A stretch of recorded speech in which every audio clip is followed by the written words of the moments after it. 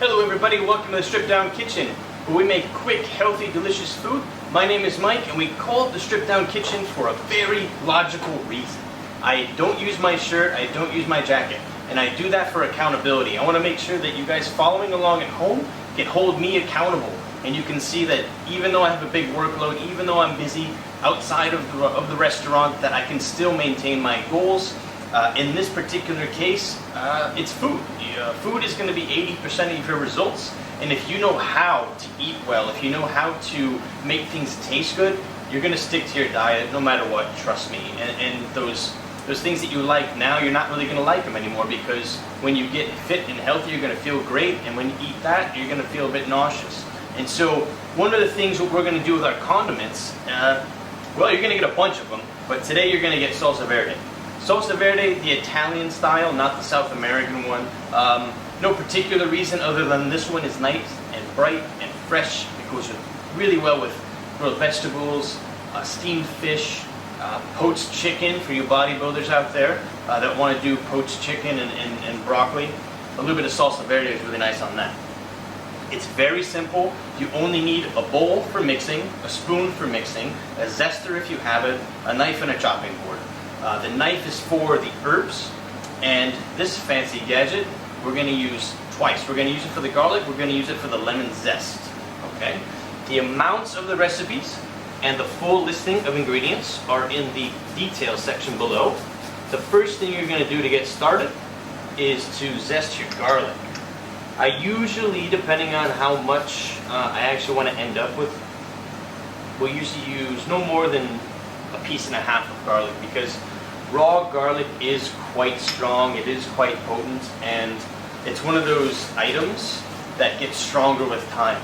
And so if you put too much garlic in your salsa verde, since we're not cooking it, in 2-3 days it's just going to taste like garlic. And so you want to be a bit cautious there, but beyond that, you're good. Everything else is sort of up to your flavor. Now, with our knife, finally, minced shallots. This is 2 pieces, that's about a piece and a half. From there you have mild green chili. It's similar to an Anaheim chili if you're in the West. It's slightly a little bit, tiny bit more flavorful than a green bell pepper, which is why you're going to use a long, mild chili. You can use a green bell pepper, but not much flavor there with regards to this. And so these are the first 3 ingredients. And we're going to put in a little bit of salt and a little bit of pepper. And now, as a chef, I season as I go. You can wait till the end if you're really in control of that salt, if you have issues with high blood pressure, if you're preparing for a competition and you have water retention, you want to avoid the salt, wait till the end. Pepper you're good with. I always use fresh, because the pre-ground stuff, it's already stale. It's already lost 50 to 60% of its flavor. Just grab a pepper mill, give it a couple of turns, and you're going to have a much better flavor. So these are the first few ingredients. Give them just a quick mix. Nothing special. And then we're going to go with capers. So capers are one of those fundamental ingredients you'll always find in an Italian version of a salsa verde. The chili might vary. Some of them put hard-cooked eggs in them.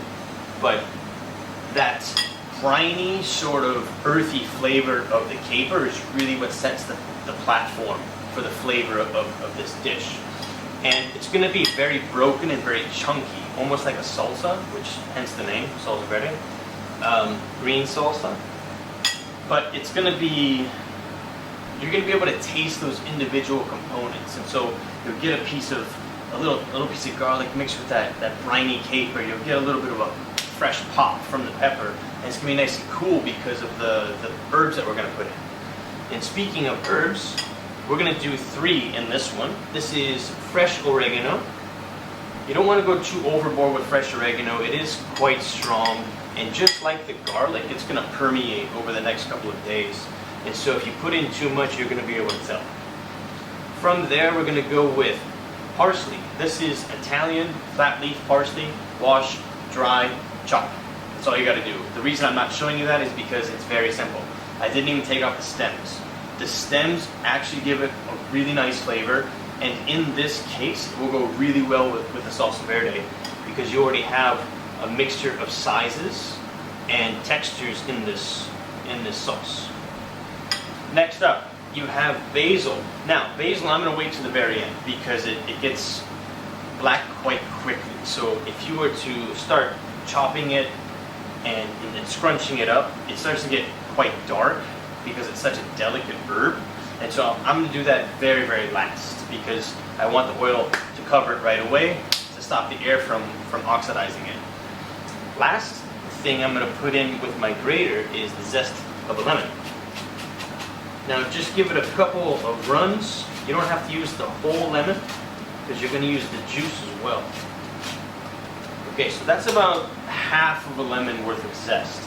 And now you need some kind of acidity with the salsa verde. Since you're using lemon zest, you might as well use the juice. You can alternatively use red wine vinegar, white balsamic vinegar. If you want to make it super duper healthy and not traditional at all, apple cider vinegar would work well. Point is, you can kind of use whatever you like because it's for you. It's not for a restaurant. You don't have to be traditional. I'm just showing you a more traditional way to do it so that you have a baseline to work from. And so this is the juice of one lemon. And then in previous episodes we've done salads and we've talked about ratios of vinegar, oil, citrus, and oil. Citrus and oil is usually a 2-to-1. So 1 part citrus juice, 2 parts oil, whereas vinegar is closer to 3-to-1. Okay? And so we'll put in the juice of 1 lemon. So let's double that with some extra virgin olive oil. And then we'll just mix it all about. And this is basically as complicated as the recipe is. So the point of the condiments and the point of this show in general is to show you that it's really not that difficult to get a shitload of flavor. You just have to know how to pair things together, and you have to be comfortable in yourself knowing that you can do those things. Because like I said, the more often you do small things that taste good, you're going to want to experiment a little bit more and more and more, and then as the more you do, the better you get. And so the last thing we're going to do is tear the basil in. I like to tear it in because it keeps it nice and big pieces. You can also use scissors if you like. Or if you can't be fussed, you don't care about the color, go ahead and just chop the hell out of it, but it will turn colors pretty quickly. And so that's why I do it at the very end. And I also keep it quite big. You don't have to, like I said.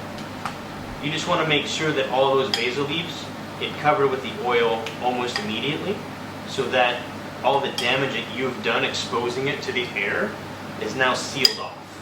And then boom, here you go. The last thing I'm going to do, give it a quick taste test, and then I'm going to re-season. For right now, it's good. It's almost a tad too salty. But, just like our chimichurri condiment, this is going to open up. This is going to wake up those flavors over the course of the next 30 to 45 minutes, and it's going to be a different sauce. So I implore you, season a little bit at first. Then let it wait 30-45 minutes, come back and re-season, and you're going to have a completely different sauce. Trust me. And just like the chimichurri, as long as your oil is covering the surface, you're going to be able to keep this for about 5-6 days in your refrigerator. Don't freeze it. Just make enough for a couple of days, and then if it goes off, make a new one, or switch it up to something else. I hope you liked it. I hope you think it's easy enough to do. This is one of my favorite condiments. Of course, it's not my favorite. Chimichurri wings, but this is a really good one. And I hope you liked it. I hope you try it. Please subscribe for more, and we'll see you next time on the Strip Down Kitchen.